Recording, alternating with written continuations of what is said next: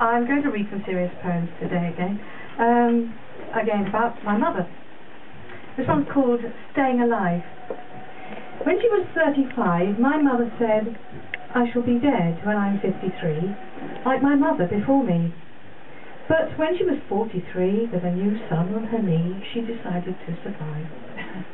When she was 65, my mother had survived operable tumours, a miscarriage, full birth, the interminable boredom of middle age.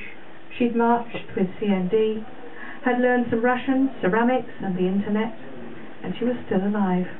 When she was 69, my mother had kept alive 3 despairing daughters, a wandering son, tens of cats, scores of mice, birds and rabbits, and nursed to cancerous deaths her 2 sisters, and she was still fine. When she was 73, living on cheese, scotch and cigarettes, not always in that order, a stroke convulsed my mother's brain. Forgetting her death wish, she struggled back again, walked, talked, bought junk on eBay, obsessively, still alive. When she was 79, the nurse said to me, "First ward on the right." Her pursed lips said it all, I thought.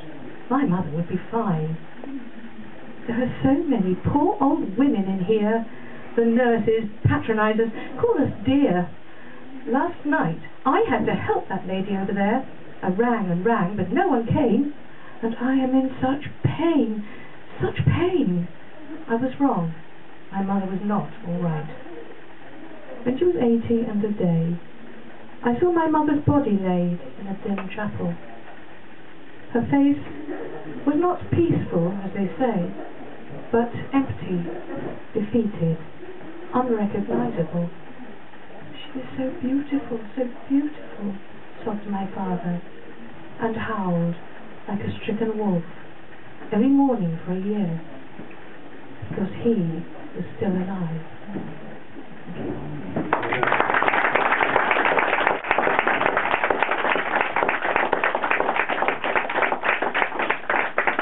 It wasn't all gloom and doom with my mother. She could be quite funny, unintentionally mostly. This is called W.I.GATE, and it happened about the same time as Watergate.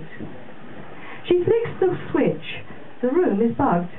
She smiles to think the girls she's hugged will have the chance now to reveal opinions that they would conceal. She wonders, and she hopes, and fears, what secrets await her curious ears. When she goes out to make the tea, she knows that gossip will flow free.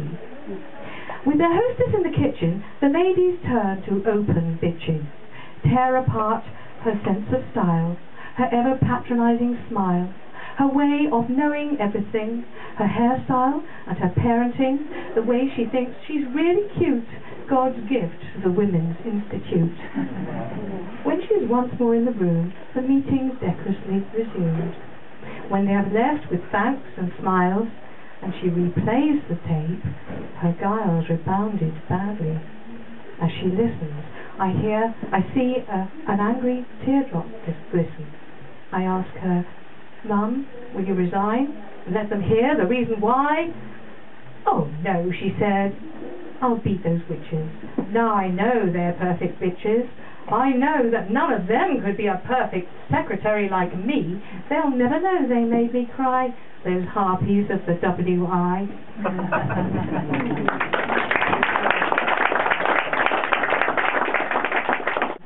Retirement plans. "When I retire," said my mother, "I'll change my life.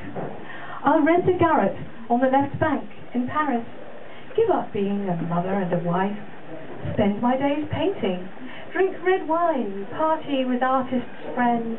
Perhaps I'll write." "But what about Dad?" I objected. My mother reflected. "He'll be all right," she said. "He'll buy a jalabi, sandals and a scarab. He'll live in the desert, become an Arab. He's learning the lingo at evening class. He'll go to Aden, or maybe to Gaza." I thought to myself, oh my, what a gas! I'll spend April in Paris, winter with Dad. There's going to be some fun to be had. I hoped that their plans would be followed through, but instead all they did was move down to Bude.